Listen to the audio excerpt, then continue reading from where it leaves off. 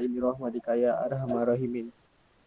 Rabbi sholli sadri wa yassir li amri wa uqdatam min lisani yafqahu qawli. Amin. Amin ya rabbal alamin.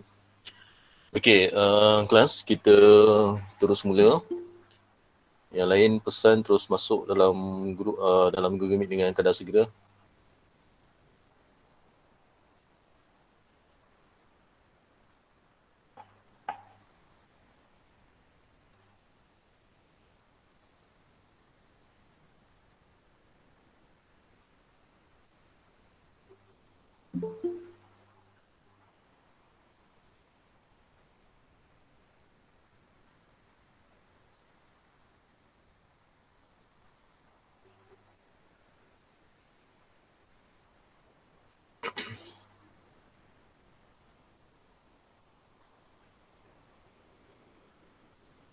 Okey, kita insyaAllah hari ini kita teruskan dengan bab 1 tingkatan 4. Sebelum kita teruskan dengan tingkatan 4 bab 1, untuk exam akan masuk bab 4, bab 5, bab 6 tingkatan 5. Semua soalan tu akan jawab dalam sejam setengah. So bilangan soalan adalah 60 soalan. Okay. Nanti tengok dia pilih, cikgu akan bagi dalam dua bentuk lah. Satu dalam bentuk link quizzes, yang kedua adalah dalam bentuk link tu sama ada quizzes ataupun Google Form. Satu lagi adalah dalam bentuk soft copy PDF. So tengok kalau line awak, kalau buat quizzes ada masalah, just nanti cikgu akan bagi soft copy. Tulis saja jawapan dekat kertas kajang. Cikgu nak jawapan saja sama ada A, B, C ataupun D. Snap gambar, lepas tu send personal lah. Jangan send dalam grup. Okay. Alright. Seterusnya, kita tengok, kita sambung dengan bab 1 untuk tingkatan 4. Okay, untuk bab 1 tingkatan 4, kita mula dengan soalan yang pertama. Syugan. Okay. Jelaskan perkembangan kerajaan Funan pada abad pertama.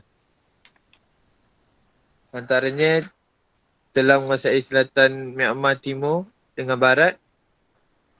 Hal ini membolehkan kerajaan Funan menjadi pusat perdagangan utama di alam Melayu. Contohnya pelabuhan utama kerajaan Funan ialah pelabuhan OCEO. Oleh itu pedagang luar sering berdagang di sini. Antaranya pedagang China, India, Arab dan Parsi. Okey, yang lain cuba awak highlightkan dekat soalan. Jelaskan perkembangan kerajaan Funan. Bila dia cakap perkembangan daripada awal sampai sampailah dia kemuncak. So kat situ untuk mana-mana soalan berkaitan dengan perkembangan, ingat daripada peringkat awal sehinggalah peringkat kemuncak. So sekarang ni kita tengok jawapan yang ambil kat mana, Syugan? Dekat ada QR code je. Okey. Kita tengok pada QR code. So copy yang cikgu bagi dalam grup adalah itu adalah data yang di-share dalam QR code.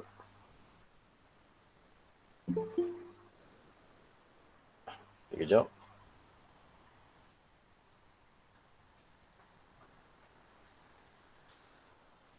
Okey. Dalam bahan yang cikgu share ni, ini adalah bahan yang ada dalam QR code dalam buku teks. Okay. So sekarang ni kita tengok. Dia cakap sejarah ringkas kerajaan Sriwijaya, Funan, Champang, Melayu Melaka dan Johor Riau. Soalan minta perkembangan kerajaan Funan. So perkembangan kerajaan Funan kita boleh ambil daripada perenggan yang pertama. Okay. Kerajaan Funan merupakan kerajaan Adam Melayu yang wujud pada awal abad pertama. Poin pertama, kerajaan Funan telah diasaskan oleh Kaudinia. Kedua, lepas tu kita terus dengan ayat, kerajaan Funan berpusat di Viadapura. Tiga, yang keempat, pembentukan dan pengukuhan kerajaan Funan berlaku selepas Kaudinia berkahwin dengan pemerintah di Sungai Mekong yang bernama Soma.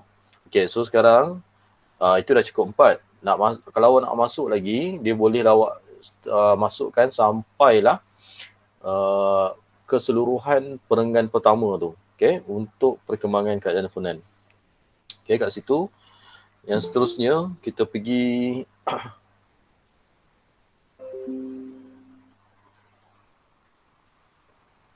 Okey, yang seterusnya kita pergi kepada soalan 1B. Okey, soalan 1B, cikgu minta sekejap Haifa.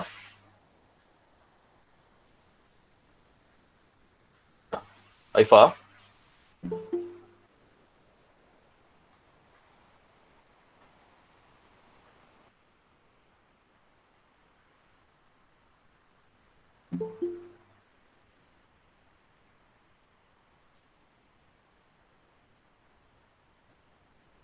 Okey, kita teruskan dengan soalan 1B. Soalan 1B cikgu minta Faris jawapan untuk 1B.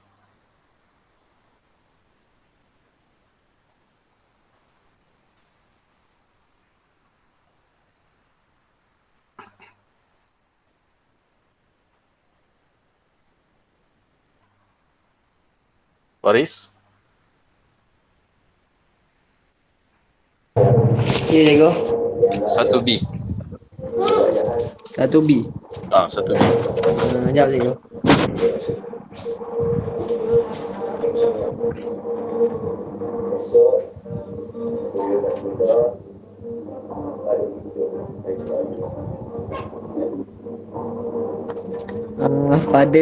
Pada abad ke-12, kerajaan Sriwijaya telah muncul sebagai empire dengan kerangka perkembangan kerajaan tersebut.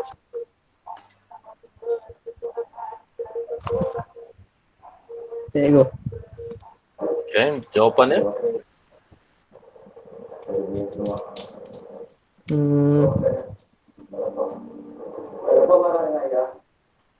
Kerajaan Sriwijaya berkembang kerana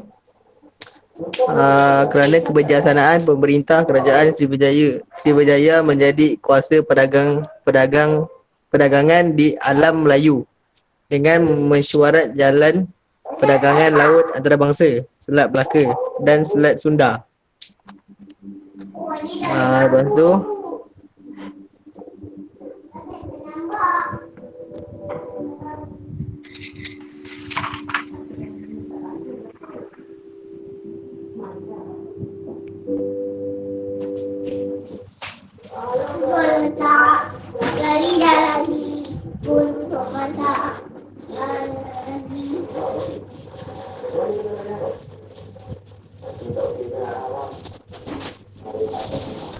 seterusnya, selain itu kerajaan Sriwijaya mendapat pengiktirafan dan menjadi pelindung kapal Cina di Selat Melaka.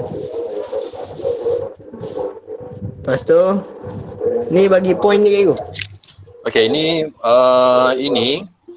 ini walaupun kat situ jawapan dia, soalan dia suruh terangkan, tapi ini adalah jawapan daripada buku teks. So jawapan daripada buku teks dia bagi point saja, tak perlu bagi huraian. Maksud cikgu tu mengikut apa yang ada dalam buku teks lah.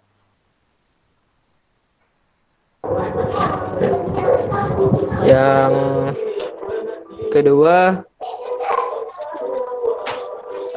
kerajaan Sriwijaya menguasai jalan perdagangan di Selat Melaka, Selat Sunda, Laut Cina Selatan, Laut Jawa dan Selat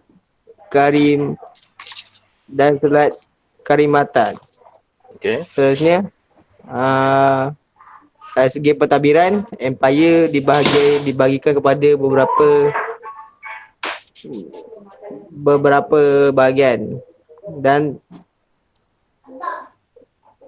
batu raja dianggap inkarnasi dari dewa Hindu.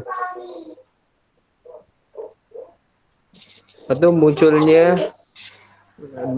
daulat Raja Sriwijaya dengan unsur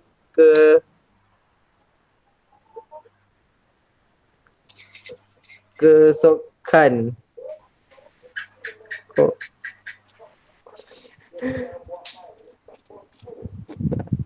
Tu je, cikgu. Okey. Okey, kelas sekarang ni awak tengok pada data yang QR code ni. Okey. Sekarang pada bahan yang cikgu share, okey, untuk menjawab soalan 1B, dia cakap terangkan perkembangan kerajaan tersebut. Okay, so bila terangkan perkembangan kerajaan tersebut, kita tengok maklumat yang di-share dalam QR code dalam buku teks ni daripada perenggan yang pertama, perenggan yang kedua, itu semua menerangkan berkaitan dengan perkembangan. So kat situ, awak boleh ambil mana-mana saja daripada perenggan pertama dengan perenggan kedua untuk memenuhi 8 markah. Maksudnya minimal kat sini, ingat untuk menjawab nanti, biasakan pusingan pertama dapatkan dulu 8 ayat untuk memenuhi soalan yang 8 markah. Tapi kat sini, maksud cikgu tadi, jawapan awak boleh awak ambil mana-mana saja daripada perenggan pertama, perenggan kedua dalam maklumat yang ada dalam QR code. Okay? Untuk kerajaan Sriwijaya. Ya, seterusnya, kita pergi soalan 1C. Ya, soalan 1C, cikgu nak Alif Aiman.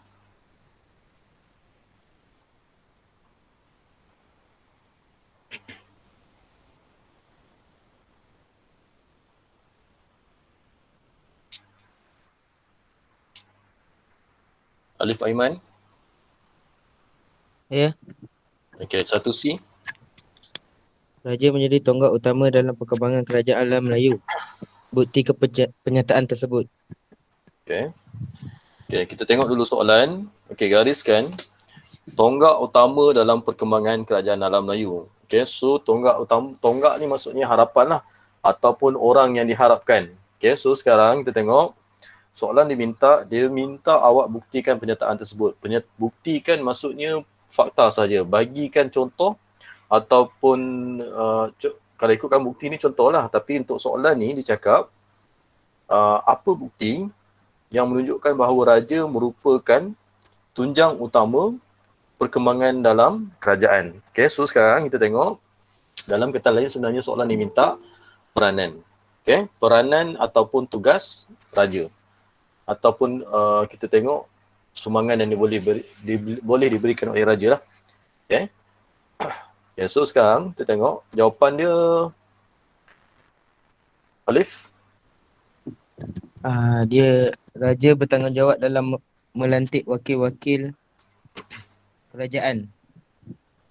Okay, raja bertanggungjawab melantik Wakil-wakil kerajaan. okay, lain. Pembesar. Wakil-wakil pembesar lagi. Raja berhak mengarah rakyat untuk bekerja. Okey, raja berkuasa untuk mengarah rakyat untuk bekerja lagi. Raja berkuasa atas hal ehwal negeri. Okey, raja berkuasa mutlak dalam hal ehwal negeri. 3.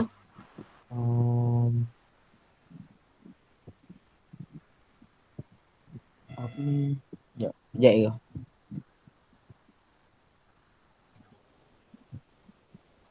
Raja berkuasa raja menguatkan pertahanan. Raja berkuasa berkuasa dalam pertahanan negara.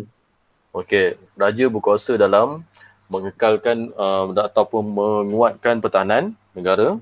Lagi.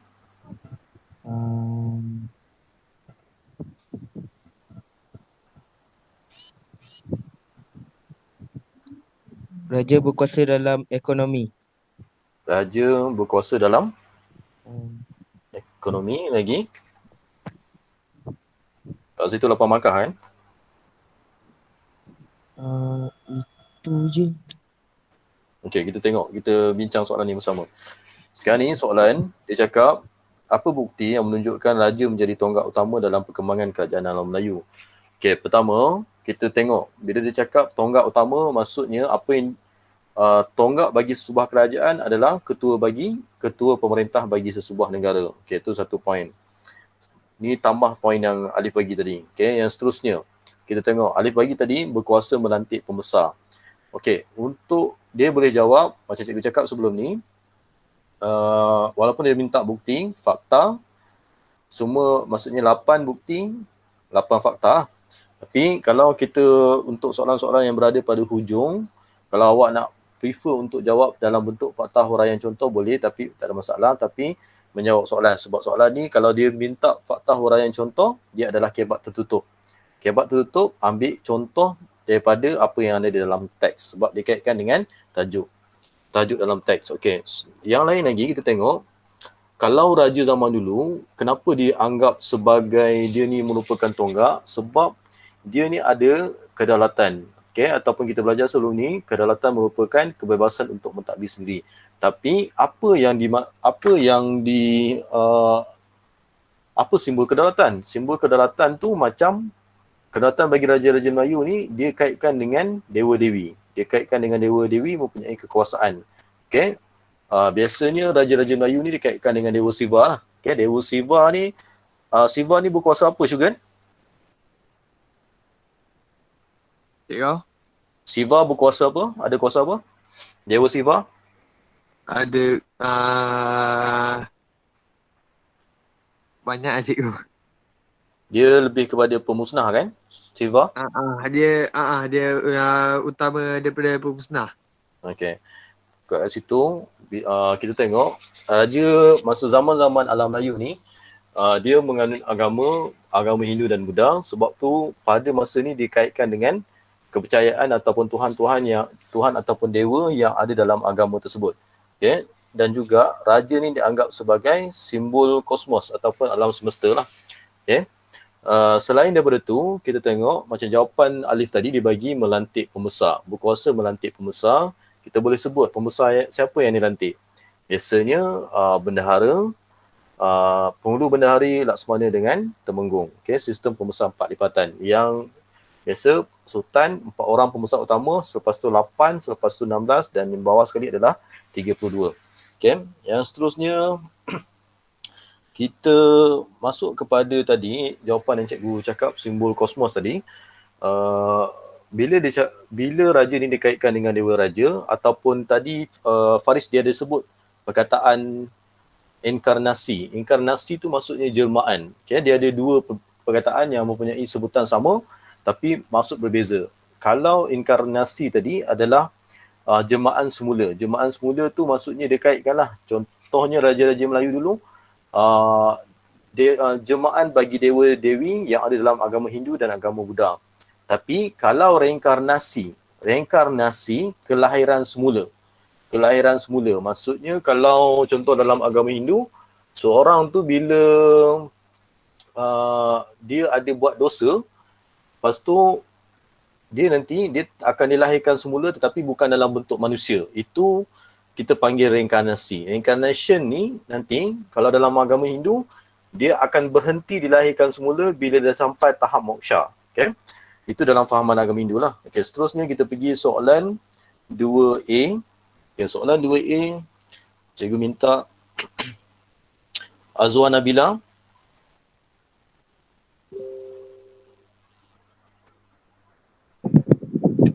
Meskipun tiada kerajaan Melayu yang mampu mencipta kegemilangan Kesultanan Melayu Melaka. Melaka kekal sebagai inspirasi dan sumber kekuatan kepada semua negeri-negeri yang menganggap mereka sebagai pewaris kerajaan Mongol itu. Jelaskan latar belakang penubuhan kerajaan Melayu Melaka. Okey, ini ambil dari mana-mana Azwa?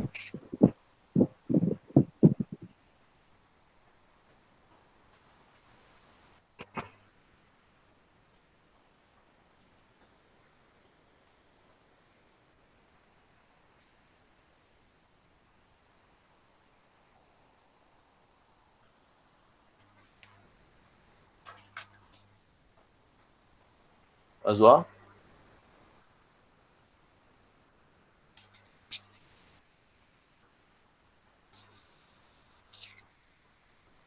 Apa cikgu? Ambil daripada mana jawapannya?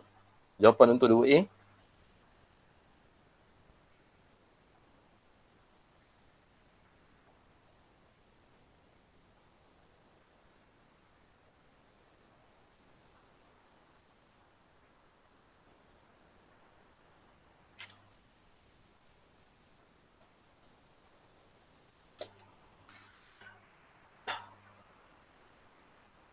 Azwa?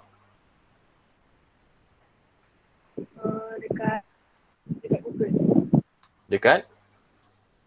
Okey, bacakan jawapan. Dekat Google. Ha? Ramai Kesultanan Melayu Melaka adalah antara institusi Kesultanan Melayu Melaka yang tradisional di tanah Melayu. Okay. Lagi. Dengan pengesahan arah Parameswara iaitu bangsawan Sriwijaya dari Palembang dan berketurunan Majapahit pada tahun 1400 hingga 1403. Melaka mulanya merupakan perkembangan kecil dan berkembang menjadi pusat perdagangan dan mengambil alih peranan Sriwijaya. Pengislaman Parameswara pada tahun 1414 telah menjadi Melaka sebagai pusat perdagangan dan pengembangan agama Islam yang terunjung di rantau ini. Selain itu, ketika di Muar, Parameswara meneruskan perjalanannya ke utara melalui Kuning Ujung dan Bertam. Sungai Bertam yang lamanya Sungai Melaka merupakan pesisiran pantai yang terdiri daripada nelayan dan baginda melihat seekor anjing sedang oleh seekor melihat di bawah pokok Melaka. Parameswara kagum atas semangat kanjeng tersebut dan mengambil keputusan untuk mewujudkan sebuah kerajaan dengan menamakan negeri itu sebagai Melaka. Okay, so sekarang soalan untuk 2A ni kita boleh ambil dalam QR code pada muka surat 4 tu. Okay, jadi tulis kat situ Kiara ringkas Punan, Campar, Sriwijaya, Melaka dan Johor Riau. Okay, sekarang ni kita tengok bahagian mana yang kita nak ambil untuk soalan 2A. Soalan 2A ni kita boleh ambil dekat perenggan yang pertama. Kesultanan Melayu Melaka diasaskan sekitar tahun 1400. Sebab soalan tu tengok highlightkan pada latar belakang penubuhan. So bila latar belakang penubuhan daripada awal sampailah dia terbentuk. Okay, so sekarang kita tengok dalam teks yang maklumat yang ada dalam PDF QR code tadi, awak boleh ambil mana-mana yang disebut berkaitan dengan Melaka. Okay, mana-mana yang disebut dengan Melaka tu awak boleh ambil untuk masukkan jawapan untuk memenuhi soalan 2A. Sebab dia minta latar belakang penubuhan kerajaan Melayu Melaka. Okay, kenapa cikgu cakap highlightkan dekat Melaka? Sebab ada benda-benda yang tidak awak perlu ambil. Contohnya macam pemerintahan di Parameswara pernah memerintah sekejap di Temasek. Kat situ awak hanya ambil kataan yang dia singgah saja. Sebab tu lepas tu dia pergi ke Muar dan kemudiannya pergilah ke Melaka. Sebab dia minta kat sini dia highlightkan terus kepada penubuhan kerajaan Melayu Melaka. Daripada awal sampailah tertubuhnya Melaka. Okay. Seterusnya kita pergi soalan 2B. Okay, soalan 2B. Okay, cikgu minta Fitri.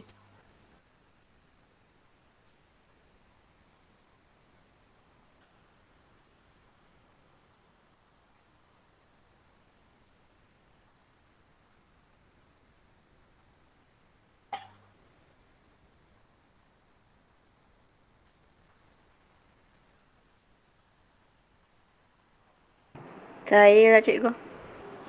Okay. Silakan Ain. Bukti asas negara bangsa telah terbentuk sebelum kedatangan Barat. Sebelum kedatangan Barat, Raja menjadi tonggak utama kerajaan. Kedudukan Raja dipengukur dengan sistem pentadbiran yang dibantu oleh para pembesar. Raja memperoleh ketaatan daripada rakyatnya. Raja sentiasa ditaati dan dianggap suci. Contohnya Raja Campar yang dianggap sebagai pemerintah yang suci dan dikaitkan dengan Dewa Siwa. Selain itu, undang-undang dilaksanakan bagi memastikan kesejahteraan sesebuah kerajaan. Undang-undang tersebut terpakai di seluruh wilayah pengaruh dan menjadi panduan dalam pentadbiran kerajaan. Contohnya, Kerajaan Majapahit mengamalkan Undang-Undang Kutara Manawa. Akhir sekali, rakyat merujuk penduduk di dalam sebuah wilayah yang setia kepada raja dan tidak menderhaka. Contohnya, rakyat Sriwijaya membuktikan kesetiaan kepada Raja Sriwijaya dengan upacara persetiaan dan meminum air sumpah. Okey, Ain ambil pada muka surat 4 kan? Okey, kita tengok soalan. Soalan dia cakap, keagungan Kesultanan Melayu Melaka membuktikan asas negara bangsa di alam Melayu telah terbentuk sebelum kedatangan Barat. Buktikan pernyataan tersebut. Dia highlightkan dekat situ Melaka. Okey, lepas tu tengok, dia letakkan perkataan asas negara bangsa. Asas ni perkataan yang lain yang ada persamaan dengan ciri-ciri. Okay, so kat sini sebenarnya bila dia minta Melaka, awak terus ambil kepada Melaka. Kalau awak ambil contoh yang lain, maksudnya tidak menepati kehendak soalan.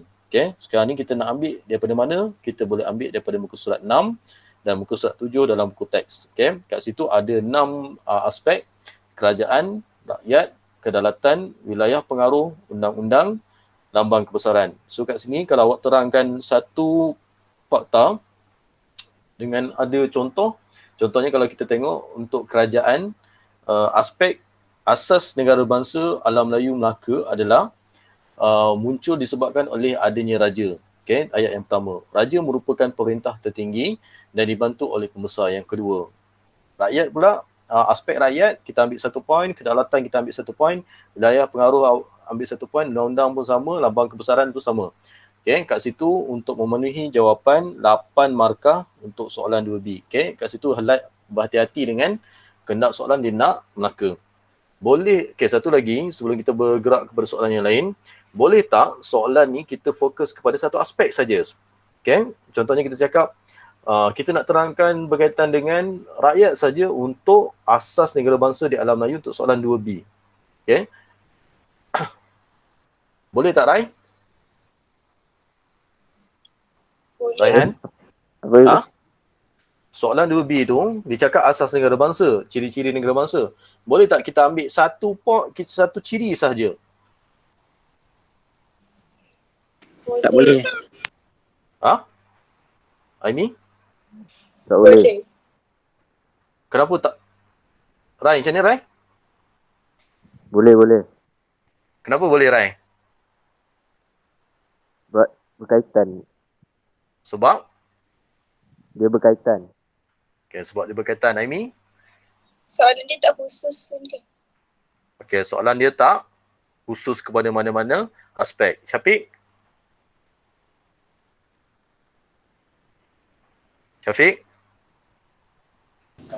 Saya rasa tak boleh. Kenapa tak boleh? Sebab dia tak cukup 4 ciri. Okay. Dia kena ada 4 tu. Dia kena ada 4 aspek. Okay, sebenarnya soalan ni, bila dia cakap aspek negara bangsa, awak boleh ambil satu aspek saja. Tetapi pastikan penerangan awak memenuhi jumlah markah lah, 8 markah. Kalau contoh nak terangkan masalah rakyat tadi, awak bagi 8 ayat menepati dengan kehendak soalan, okey, itu diterima sebagai jawapan sebab dia tidak khusus. Dia tak spesifik, dia tak khusus kepada satu-satu aspek. Dia cakap secara umum. Okey, seterusnya kita pergi soalan 2C. Okey, soalan 2C.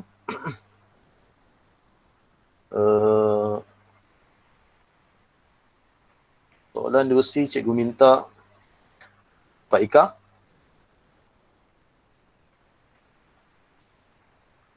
Pak Ika.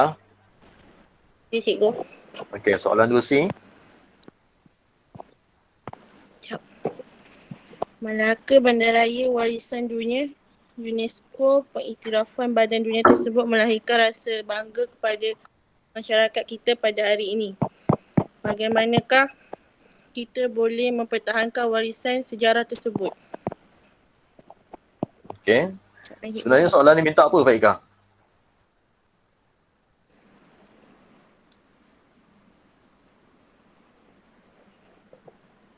Sekejap, cikgu.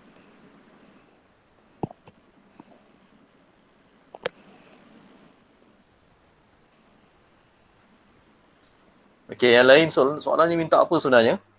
Dia nak Dia nak cara mempertahankan warisan sejarah. okey, cara mempertahankan warisan sejarah. Sama ada memelihara ataupun memelihara. Okey, jawapan dia Faikah? Kita Hmm? boleh mempertahankan warisan sejarah tersebut dengan memelihara dan menjaga bangunan. Menjaga bangunan-bangunan bersejarah. Hal ini adalah untuk mengelakkan bangunan tersebut tidak dirobohkan dan diabaikan. Contohnya bangunan Eva Musa. Bangunan bersejarah ini amat penting dipelihara untuk menjadi tarikan pelancong asing yang mahu melihat keunikan yang dimiliki sesuatu bangunan. Selain itu, menjadikan mata pelajaran sejarah sebagai mata pelajaran yang wajib diambil dan lulus bagi setiap pelajaran. Hal ini demikian kerana belajar akan dapat belajar dengan lebih mendalam apa yang terjadi kepada negara. Kesannya masyarakat di Malaysia terutama pelajar akan sedar pentingnya sejarah untuk diingati oleh semua lapisan masyarakat. Maka jelaslah bahawa mata pelajaran sejarah sangat penting bagi pelajar supaya mereka dapat mencontohi dan mengingati pengorbanan tokoh terdahulu. Akhir sekali, menggalakkan penyelidikan tentang cara terbaik untuk menjaga dan memelihara khazanah bersejarah negara dengan mengadakan peruntukan as.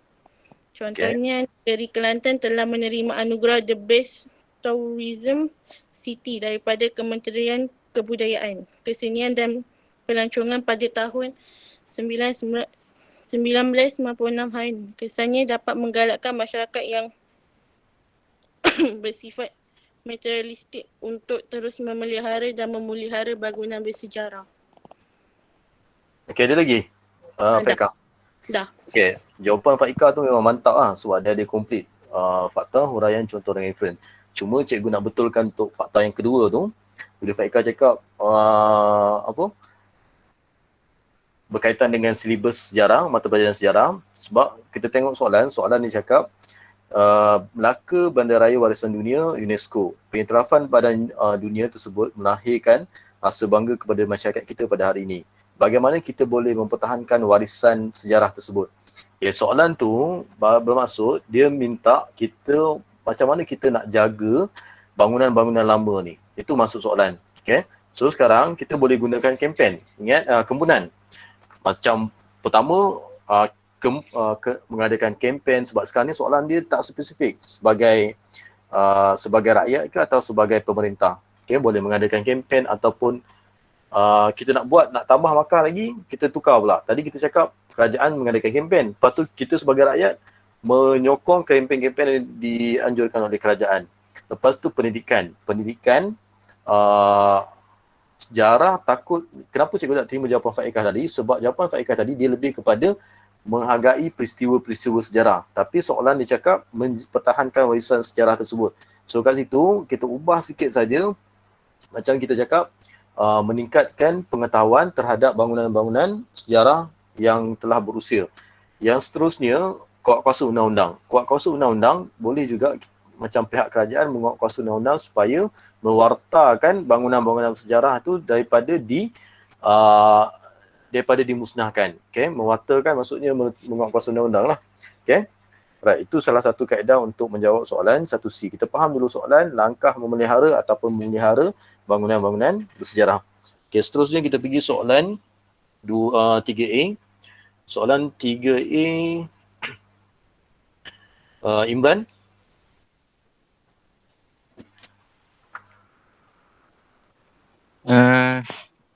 Namakan dua negara bangsa yang wujud di alam Melayu sebelum kedatangan Barat. Kerajaan Funan, Kerajaan Majapahit. Okey, itu ada pada muka surat 4. Okey, ada pada muka surat 4. Yang lain tu awak boleh tambah dekat dekat jawapan 3A.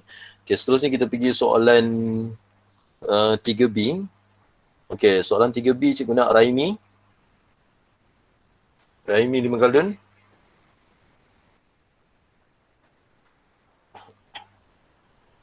Raimi?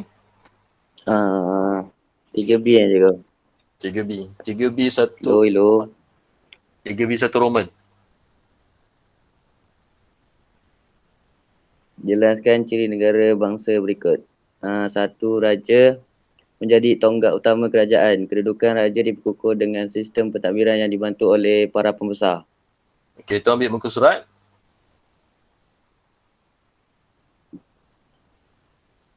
Surat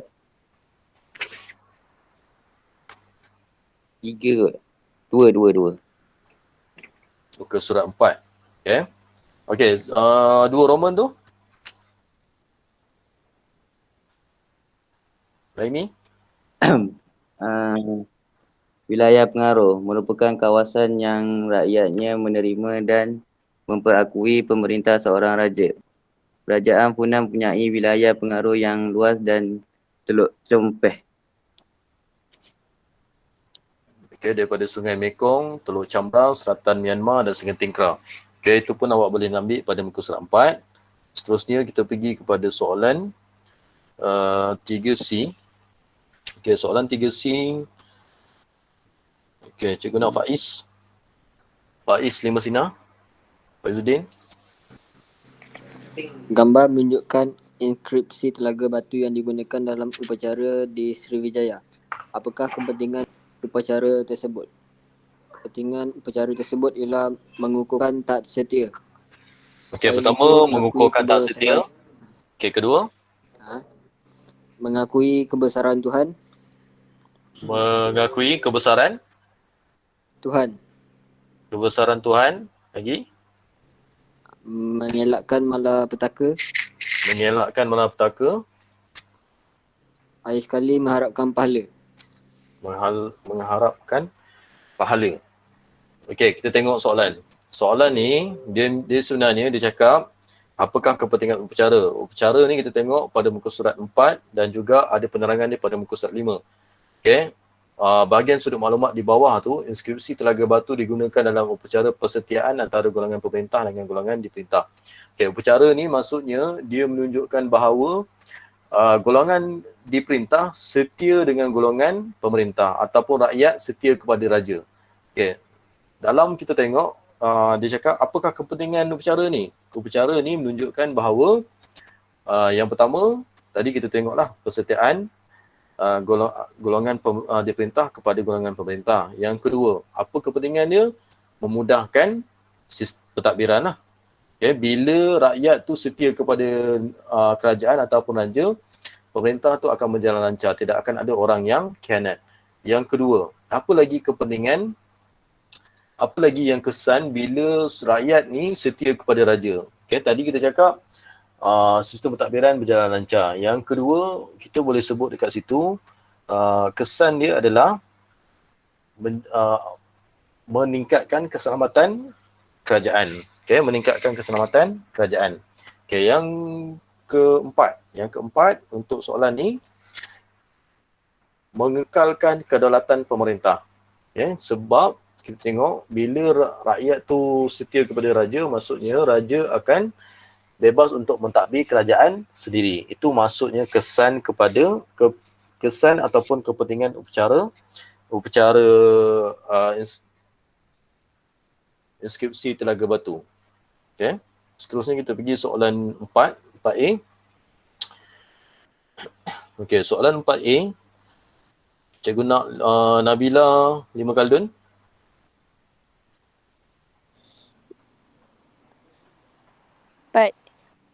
Sistem pentadbiran yang teratur memperlihatkan kebijaksanaan pemerintah Kesultanan Melayu Melaka mentadbir kerajaan. A. Namakan dua pembesar Melaka dalam pentadbiran pusat. 1. Penghulu bendahari. 2. Bendahara. Okey. Penghulu bendahara, lain tu awak boleh tambah kat situ, Temenggung dan Laksmana. Okey, ambil pada muka surat 8. Okey, seterusnya kita pergi kepada soalan 4B. Okey, soalan 4B, cikgu nak Rahimi 5 sinar. Hello. Okay. Jelaskan tugas pembesar dalam 4A. Saya buat bendahara. Okey, bendahara. Tugas dia? Bendahara menjalankan tugas sebagai pentadbir dan mana? Muka surat. Mana? Sekejap. Aduh. 8. 8. Okey, 8 tu. So tapi betul lah 8. 8 tu nama dia. Senarai solat. 9. 9. Okay, muka surat 9. Ketua Pentadbir dan Ketua Turus Angkatan Tentera. Okey, boleh tak soalan ni kalau kita bagi, contohnya kita bagi bendahara, tapi kita bagi jawapan yang lain, Imran, yang tak ada kaitan dengan bendahara. Boleh tak Imran?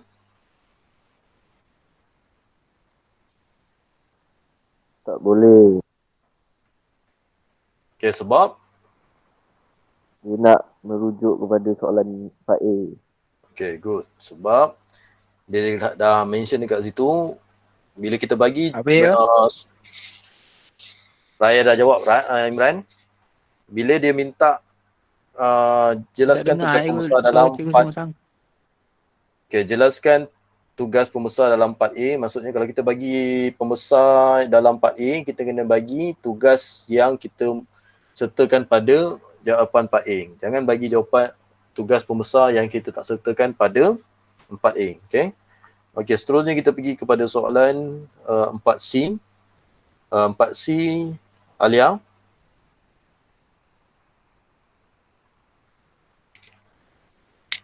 Alia.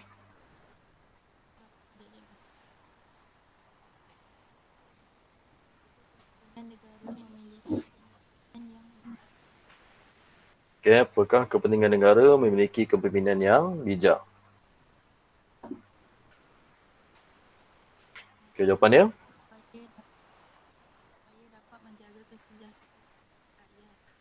Kesejahteraan rakyat, pertama.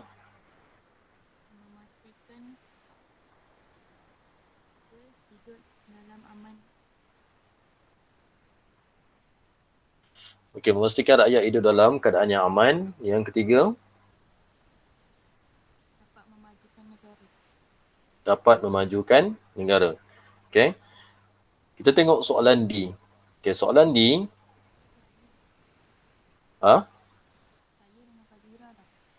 Okey.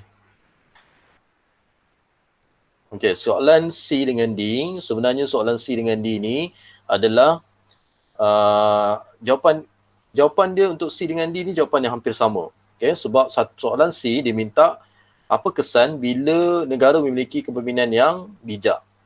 Tapi untuk soalan D, dia minta manfaat. Okey, manfaat negara mempunyai sistem pentadbiran yang sistematik. Maksudnya sistem pemerintahan yang teratur lah.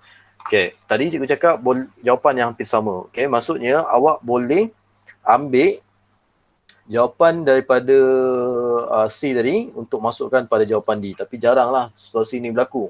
Okey, cuma kadang-kadang dia akan ubah, dia tak akan ada kehendak soalan yang sama. Cuma untuk situasi soalan ni, C dengan D ni awak boleh masukkan jawapan yang sama. Okay, kalau nak beza pun, kalau tadi kita cakap memajukan negara, kalau untuk C, kalau D, kita boleh sebut kebaikan yang negara dapat bila pentadbiran yang sistematik, kita boleh cakap meningkatkan pendapatan negara lah.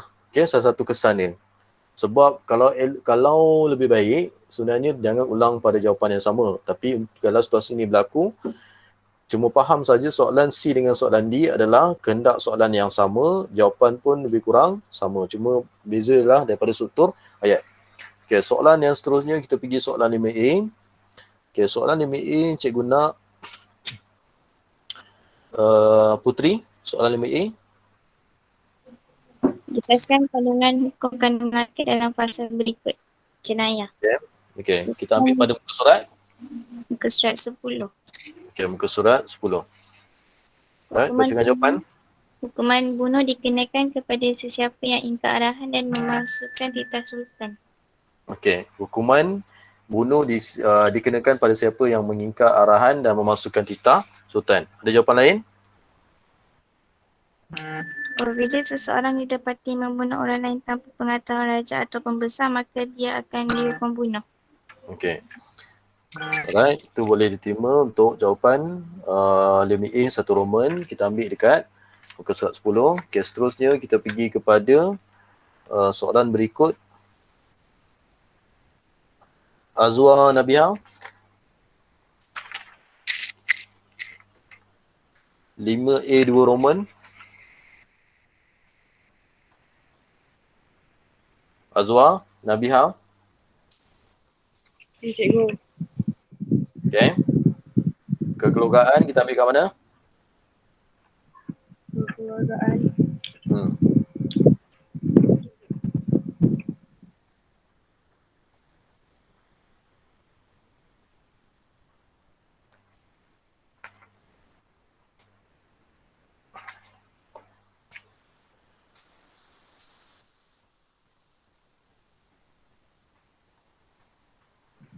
Cikgu. Pernikahan memerlukan 4 orang yang kekeluargaan ya cikgu? Kekeluargaan.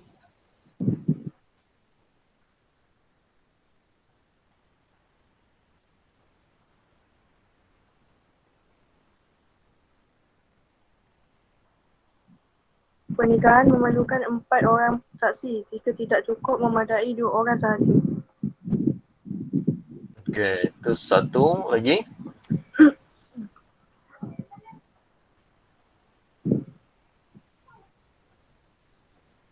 Apa lagi? Satu poin dulu, satu poin lagi. Tadi Azwa cakap menyatakan bahawa pernikahan memerlukan 4 orang saksi jika tidak cukup memadai dengan 2 orang saja. Okey, lain? Azwa? Itu je saya buat.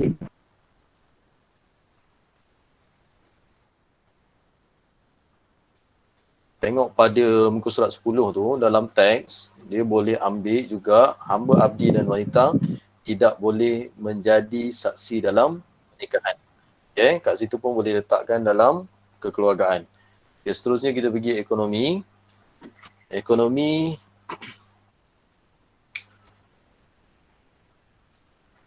cikgu nak Tasha.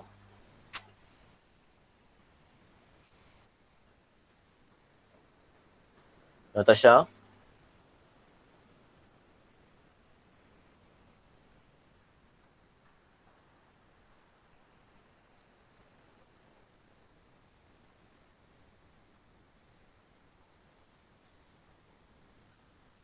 Okay, ada Wiyah lah.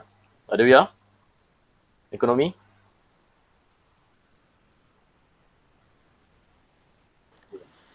Ekonomi. Dalam fasa 20 menyatakan amalan riba diharamkan dalam urusan perniagaan dan orang yang menjalankan perniagaan hendaklah akhir baris cuma dan lafaz niat jual beli. Ada lafaz niat Ada lagi?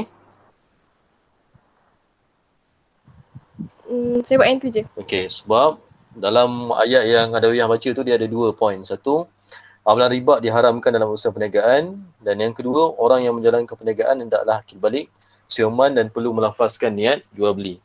Okey, seterusnya kita pergi soalan B. Soalan B, Najwa.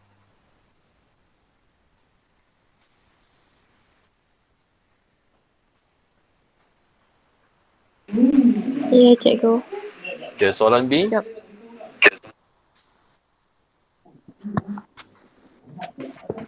Mengapakah kandungan pasal-pasal dalam 5A penting kepada sesebuah negara? Okey. Kandungan pasal dalam 5A penting pada sebuah negara kerana dapat mengurangkan masalah jenayah. Okey, mengurangkan masalah jenayah. Okey. Selain itu, menjana kemajuan ekonomi negara dengan cara yang halal. Okey, menjana ekonomi negara dengan cara yang halal. 3. Seterusnya negara kekal aman dan harmoni tanpa salah faham. Kekal aman dan harmoni tanpa salah faham. Dan yang terakhir, mewujudkan sistem pentadbiran yang lancar. okey, mewujudkan sistem pentadbiran yang lancar. Okey, tengok. Soalan cuma yang Najwa tadi, jawapan yang sistem pentadbiran lancar juga tak boleh, sebab soalan tu dia highlight macam tadi, dia fokus kepada 3. Kekeluargaan, ekonomi dan jenayah. So kat situ, soalan ni cakap kenapa, apa kepentingan hukum kanun Melaka memfokuskan kepada 3 aspek tadi, jenayah, kekeluargaan, ekonomi. Okay, meningkatkan kemajuan negara boleh, macam Najwa bagi tadi, macam meningkatkan pendapatan, kemajuan negara, kemajuan ekonomi negara, mewujudkan negara yang aman, mengurangkan kadar jenayah, yes, dan juga mewujudkan masyarakat yang mapan. Masyarakat yang mapan tu untuk kekeluargaan tadi lah. Okay. Seterusnya kita pergi kepada soalan 6A. Okay, soalan 6A, Syafiq.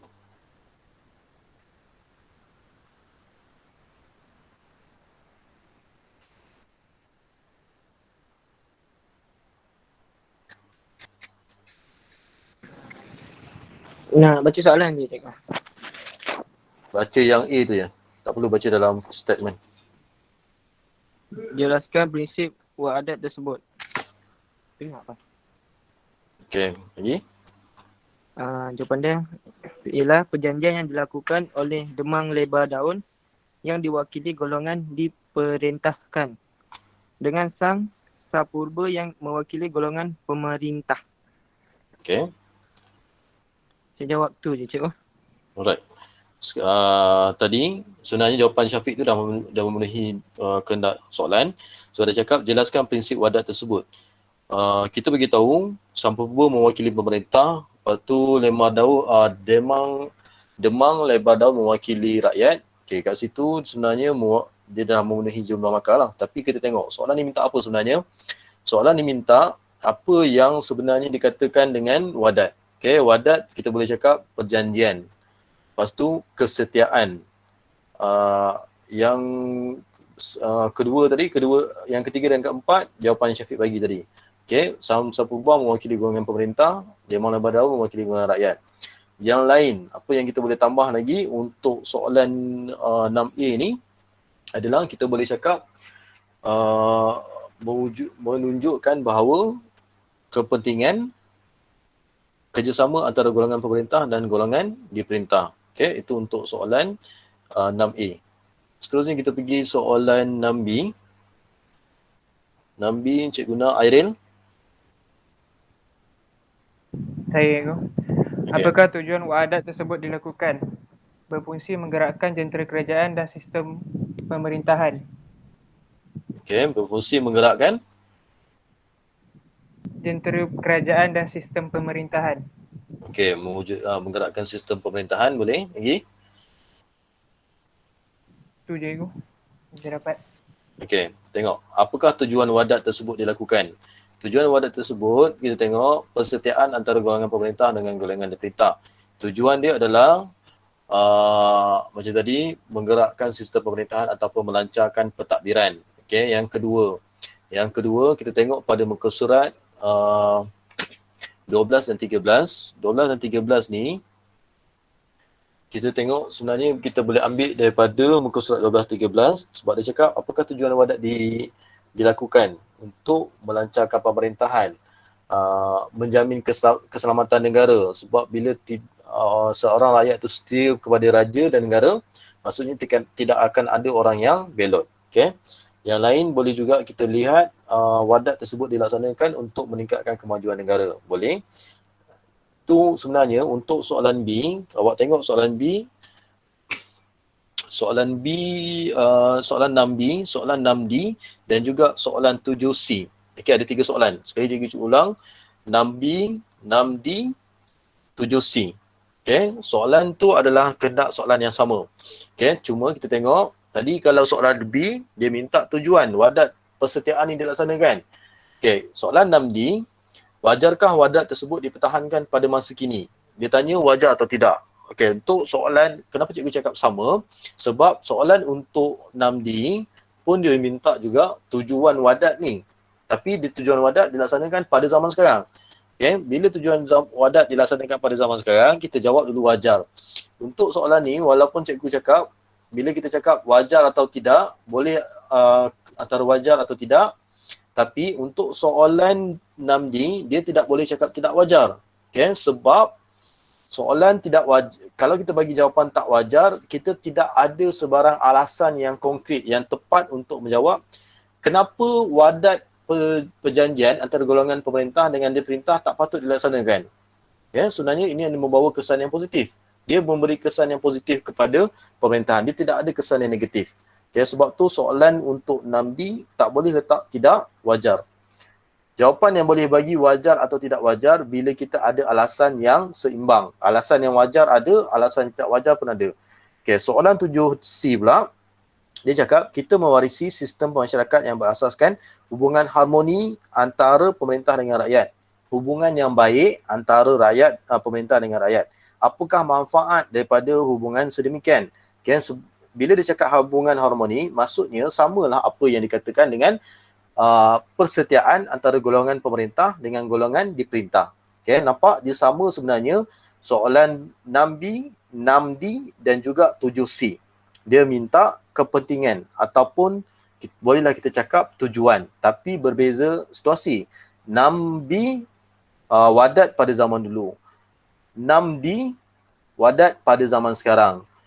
7C persetiaan pada zaman sekarang. Okay, nampak? Poin yang sama kita boleh gunakan untuk menjawab soalan 6B, 6D dan juga 7C. Kalau soalan ni masuk dalam exam, untuk mana-mana topik sejarah, soalan ni adalah soalan yang boleh awak score. Sebab awak faham saja wadat. Wadat tu apa benda? Persetiaan antara golongan pemerintah dengan golongan diperintah. Lepas tu, bila kita dah faham konsep wadat tu, kita boleh menjawab soalan-soalan yang lain. Soalan-soalan yang lain yang kebat, dia mesti tanya apa kebaikan hubungan baik antara pemerintah dengan golongan diperintah. Okay. Maksudnya sekarang ni, jawapan tadi kita boleh gunakan pada B, D dengan C. Kalau contoh cakap hubungan yang baik untuk soalan 6D dengan 7C, kesan hubungan baik pemerintah dengan diperintah. Kita boleh jawab daripada 3 aspek. Politik, sosial dengan ekonomi. Okay, kalau melainkan soalan, sebab soalan untuk D dengan C, dia tak cakap kesan kepada siapa. So, boleh kita jawab secara umum. Kesan kepada ekonomi, meningkatkan ekonomi negara. Meningkatkan ekonomi masyarakat pun boleh. So, politik, mewujudkan keadaan politik yang stabil. Mewujudkan keadaan yang aman. Sosial, meningkatkan perpaduan. Melahirkan generasi yang berpengetahuan tinggi. Okay, itu awak boleh letakkan pada soalan 6D dan 7C. Okay, seterusnya kita pergi soalan 6C. Okay, soalan 6C. Cikgu nak Aimi, soalan 6C.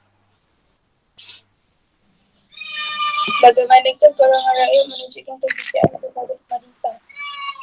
Okay, ni ambil pada muka surat 13. Okay, 13. Jawapan dia? Mematuhi segala arahan pemerintah dan tidak akan menderhaka kerana takut ditimpal bala. Okey, mematuhi segala arahan pemerintah dan tidak akan menderhaka. Okey, itu kat situ ada 2. Lagi? Dan itu menjadi tentera. Menjadi tentera 3. Ada lagi? Saya ambil 7.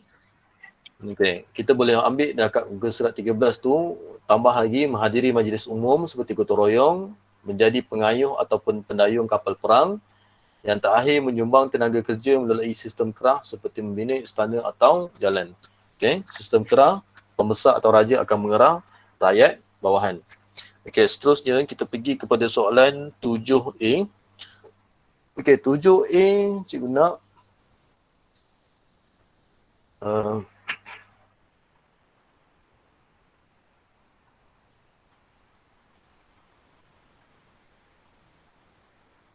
Berak.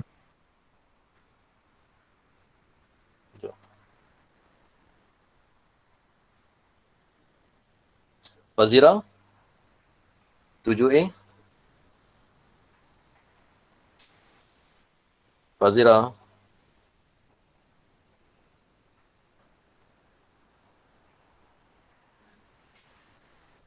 Okay, 7A. 7A.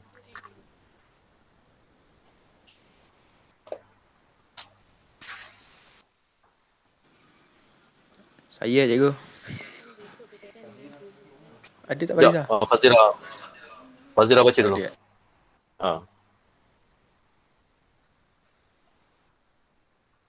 ini umpama akar yang raja itu umpama pohon. Jika tiada apakah maksud perumpamaan tersebut? Okay, jawapan dia? Rakyat amat penting bagi pemerintah. Tanpa sokongan padu daripada rakyat, seseorang pemerintah tidak akan mampu untuk membangun dan memajukan. Okey, rakyat sangat penting kepada pemerintah. Tanpa adanya rakyat, raja takkan mampu untuk membangunkan negara. Okey, tengok soalan. Soalan dia cakap maksud perumpamaan tersebut. Maksudnya apa yang kita faham. Itu maksudnya soalan. Okey, lain. Fazira? Sebab kat sini 4 markah.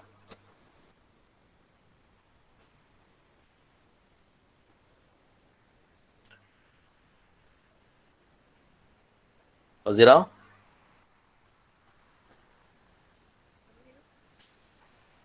Jawapan yang lain? Kat situ baru 1 markah tu. Fazira bagi tadi.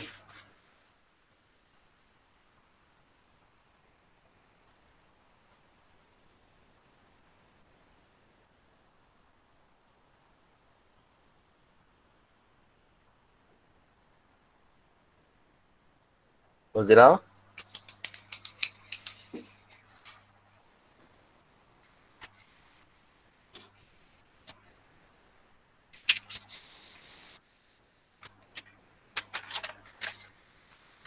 Itu line first sangkut-sangkut. Ha? Lain? Line Fazira sangkut. Okey, Fitri, tolong. 3A. 7A je kau. 7A. Apakah maksud perumpamaan tersebut? Maksud perumpamaan tersebut ialah rakyat perlu menyokong pemerintah dan patuh pada arahan agar pentadbiran negara jadi lancar. Menyokong satu, patuh satu, lagi? Okey, tadi ada 3 sebenarnya. Fitri yang tadi cakap tadi menyokong, patuh pentadbiran menjadi lancar. Okey, satu lagi.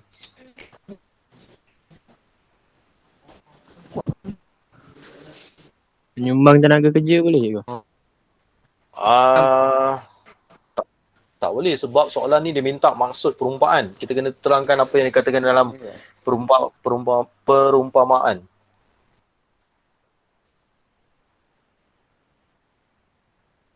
Kalau kita cakap contoh, okey.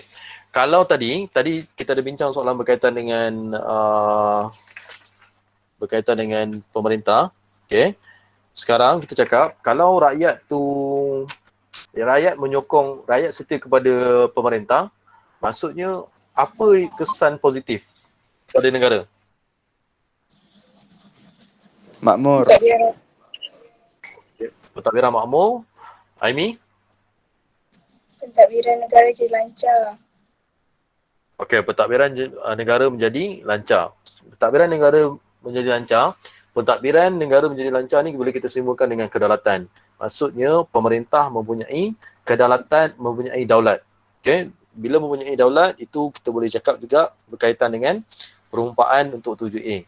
Okey, untuk soalan cuma awak kena faham saja. Awak terangkan apa kaitan bila rakyat ni dia simbolkan dengan akar, raja pula disimbolkan dengan pokok. Maksudnya kalau ada akar, apa fungsi akar kepada pokok? Iaitu mengekalkan ataupun mengukuhkan kestabilan pemerintah yang diwakilkan oleh batang pokok tersebut. Selepas tu batang pokok tersebut kalau dia nak tumbuh dengan membesar dengan baik, dia perlukan sokongan daripada rakyat. Yang kedua, mendapat sokongan, rakyat memberi sokongan kepada raja supaya raja dapat memerintah dengan lancar. Dia ada 2 poin kat situ. Lepas tu, raja juga perlulah apa pula peranan raja mentadbir dengan baik supaya simbolkan dengan pokok tu membesar dengan baik, iaitu pentadbiran negara menjadi lancar, pembangunan negara bertambah baik ataupun kedaulatan negara akan berkekalan. Okay, soalan seterusnya kita pergi soalan 7B. Soalan 7B cikgu nak Rai 7B 1 Roman.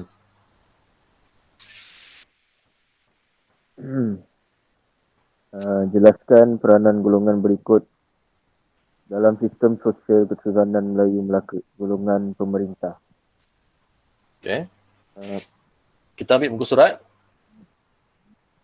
Surat 12. Okey, muka surat 12. Jawapannya? Sultan menjaga keselamatan rakyat. Okey, Sultan menjaga keselamatan Rakyat boleh.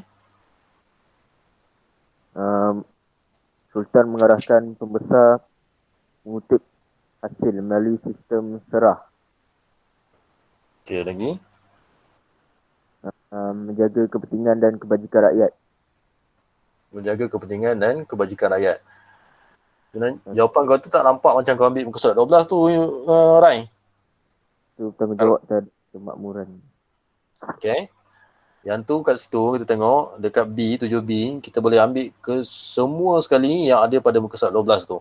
Menaungi menjaga keselamatan rakyat, mewujudkan perpaduan, bertanggungjawab terhadap kemakmuran dan memperkenalkan undang-undang untuk mengawal rakyat. Okay, seterusnya kita pergi soalan 7B 2 Roman. 7B 2 Roman.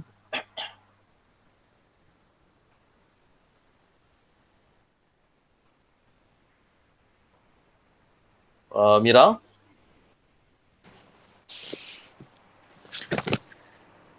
Golongan diperintah, cikgu. Golongan diperintah. Peranan golongan diperintah ialah rakyat menunjukkan taat setia kepada pemerintah. Okay, 1. Lepas tu, rakyat menjadi tentera.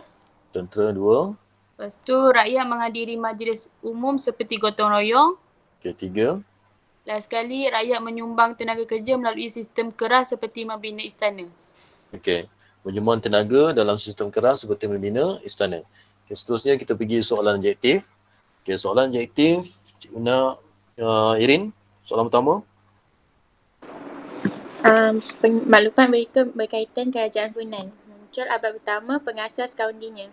Pernyataan manakah yang ada kaitan dengan kerajaan Funan? C. Merosot kerana serangan kerajaan Chenla. Okey, merosot kerana serangan kerajaan Chenla. Okey, yang kedua.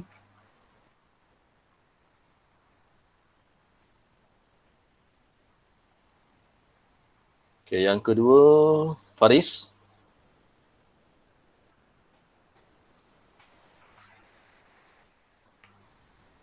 Soalan yang kedua, Faris. Ya, cikgu, soalan nombor 2. Raja Champa dianggap sebagai pemerintah yang suci dan dikaitkan dengan Dewa Siva. Mengapakah raja dikaitkan dengan keturunan dewa? Jawapan dia A. Memperoleh ketaatan. Okey, jawapan dia A. Memperoleh ketaatan. Okey, 3.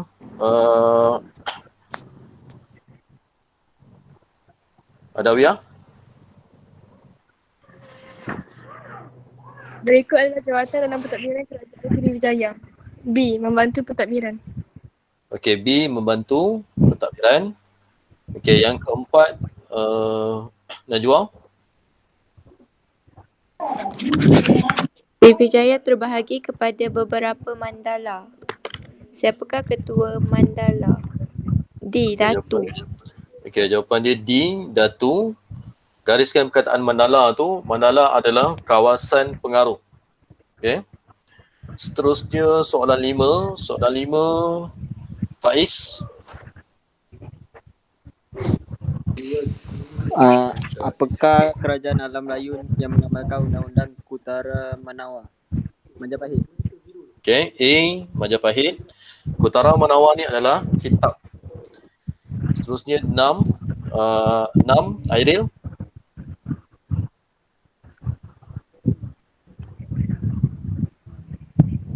Airil, soalan 6. Saya cikgu. Lingga Petani Kedah. Bagaimanakah wilayah-wilayah tersebut menerima ketuanan Kesultanan Melayu Melaka? B. 1 dan 4. Perkahwinan dan persahabatan. Okey, perkahwinan dan persahabatan. Okey, soalan seterusnya, soalan 7. Alung.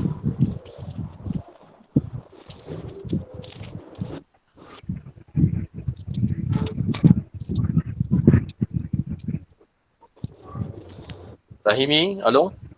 Soalan 7. Berikut adalah ciri negara bangsa kerajaan alam Melayu. Kawasan yang rakyatnya menerima dan memperakui pemerintah seseorang raja. Apakah ciri negara bangsa yang dapat dikaitkan dengan C. Wilayah pengaruh. Okey, C. Wilayah pengaruh. Okey, seterusnya soalan 8. Nabila?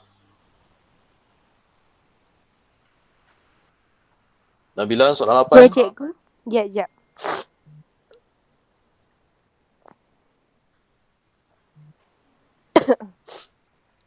Bagaimanakah Kesultanan Johor Riau melaksanakan ciri-ciri negara bangsa D. Menekankan kepentingan Islam. Okey, 8 jawapan dia D, menekankan kepentingan Islam. Okey, seterusnya soalan 9. Soalan 9, Alif. Alif Aiman. Apakah upacara yang dijalankan pada tempat tersebut? B. Persetiaan. Okey, B, persetiaan. Ya, seterusnya soalan 10. Alia, 10.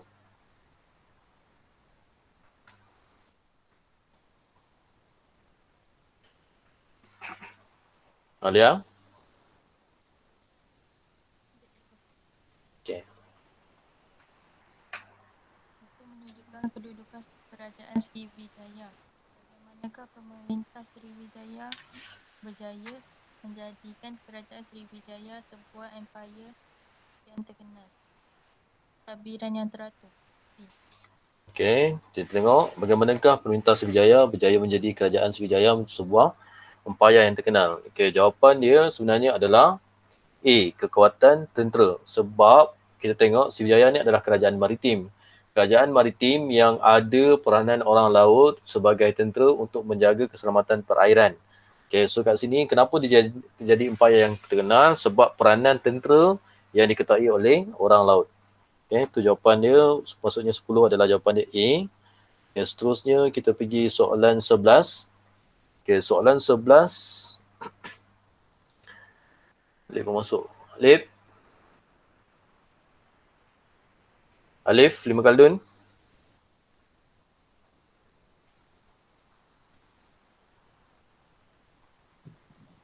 Okey, Alif, soalan 11. Objektif, soalan 11. Ya, Ego.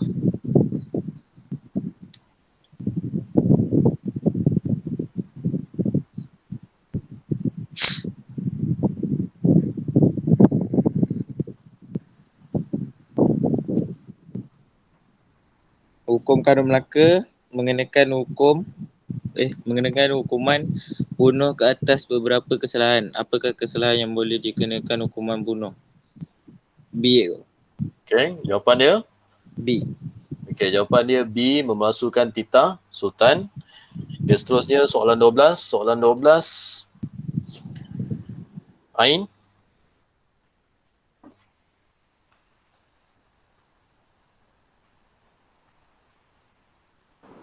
Berikut adalah hierarki Kesultanan Melayu Melaka. Siapakah golongan yang diperintah? A. 1 dan 2, golongan hamba dan golongan merdeka. Okey, jawapan dia adalah A, golongan hamba dan merdeka. Okey, 13, Raimi. Sistem pemerintahan Kesultanan Melayu Melaka mempunyai 2 peringkat, iaitu pentadbiran pusat dan peringkat jajahan. Siapakah pembesar dalam pentadbiran peringkat pusat? Jawapan dia C. Bendahara dengan Laksamana. Okey, jawapan dia C, 2 dan 3, Bendahara dan Laksamana. Okey, soalan 14. Soalan 14, Syugan. Berikut adalah kawasan yang dikurniakan oleh Sultan Melaka kepada pembesar berempat. Apakah peranan pembesar berempat di kawasan tersebut? Jawapan dia B, mengekalkan keamanan. Okey, jawapan dia B, mengekalkan keamanan. Tambah dekat situ, selain daripada mengekalkan keamanan, dia mengutip cukai. Okey, 15.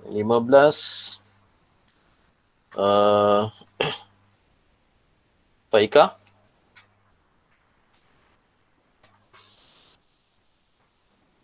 Berikut adalah peranan pembesar di Melaka. Apakah jawatan X tersebut? Bendahara. Okey, jawapan dia C, bendahara. Okey, seterusnya soalan 16. Soalan 16.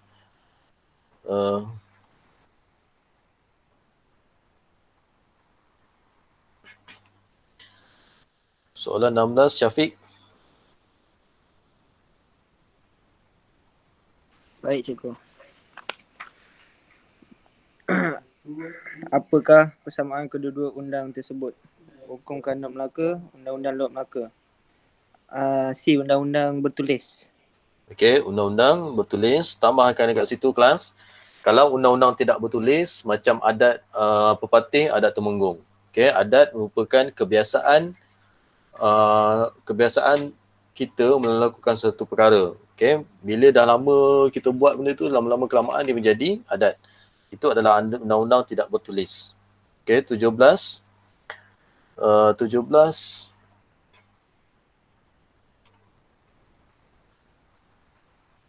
Imran.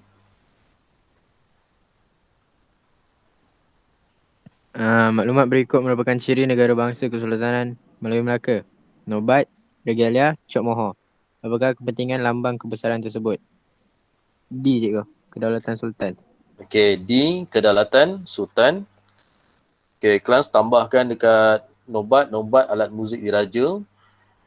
Regalia tu adalah dia macam simbol ni, tapi merupakan pakaian lah. Macam mahkota ke, okey, tongkat ke, itu merupakan regalia. Itu yang dimasukkan dengan regalia. Okey, Cok Mohor ni macam pengesahan surat. Okey, 18 Raihan, 18. Dialog berikut berlaku antara dua rakyat di Melaka. Rakyat A, kita kena ikut perintah raja dan tidak boleh melanggar larangan. Rakyat B, ia takut ditimpa tulah. Apakah maksud tulah? C, kecelakaan. Okay, C, kecelakaan. Okay, Azwar Nabila, 19. Bagaimanakah rakyat Melaka menunjukkan kesetiaan kepada pemerintah? B. 1 dan 4. Okay, B, 1 dan 4 menyumbang tenaga kerja dan mandiri majlis umum. Azwar Nabiha, 20.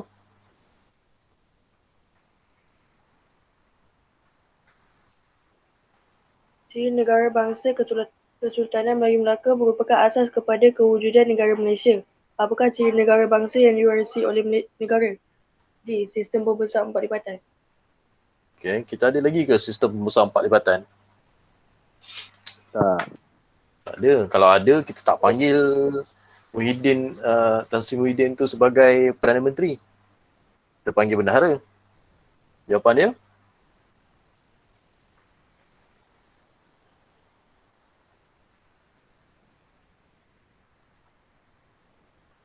C. Jawapan? C. Okey, jawapan dia C, sistem pemerintahan beraja. Okey, next, Mira. Soalan 21. Berikut adalah undang-undang di negeri-negeri Melayu. Undang-undang Pahang, Undang-Undang 99 Perak. Apakah persamaan undang-undang tersebut? D. Dipengaruhi oleh Undang-Undang Melaka. Okey, dipengaruhi oleh Undang-Undang Melaka. Alif Khaldun, 22.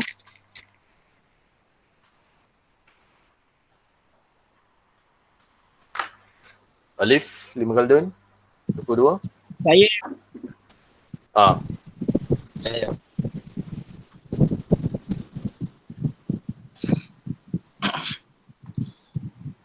Apakah rumusan daripada situasi tersebut? D. Dinasti Ming mengiktiraf kedaulatan Melaka. Okey, D. Dinasti Ming mengiktiraf kedaulatan Melaka. Okey, 23. Erin.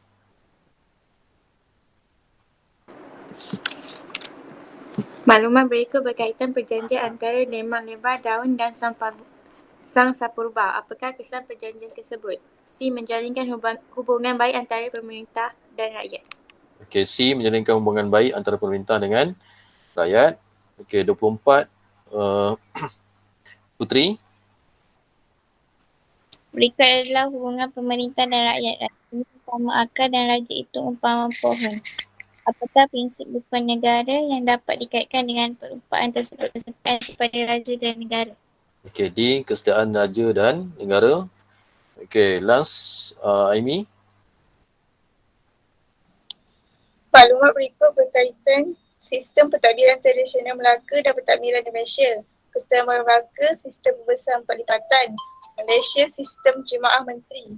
Bagaimanakah kedua-dua sistem tersebut memberikan kesan kepada pentadbiran negara? A. Melancarkan pentadbiran. Okey, jawapan dia A, melancarkan pentadbiran. Alright, kelas. Okay, cikgu buka sebarang soalan berkaitan dengan tajuk bab 1 dan juga situasi isu semasa. Ada soalan?